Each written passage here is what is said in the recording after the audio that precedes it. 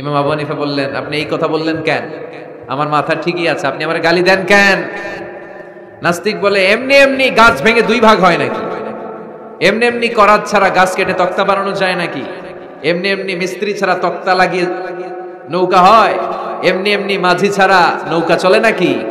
সাইয়েদনা ইমাম আবু হানিফা বললেন, এই তো আপনি লাইনে চলে আসছেন, এখন আপনারে বুঝাইতে খুব সুবিধা হবে। এমনি এমনি নৌকা হয় না, তক্তা হয় না, এমনি এমনি গাছ কেটে দুই ভাগ হয় না, তাহলে আকাশটা কেমন করে এমনি এমনি হলো?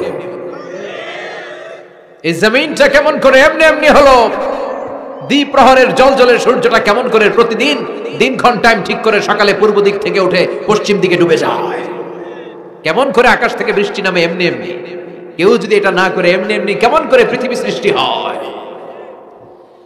নাস্তিকের ঘুমন্ত বিবেক এবার জাগ্রত হয়েছে, এবার সে চোখ মেলে তাকিয়েছে। সেজন্য এই পৃথিবীতে এখন নতুন এসেছে, সে নতুন করে আবার পৃথিবী দেখতে লাগলো, তাই তো? সুবহানাল্লাহ কইবেন না?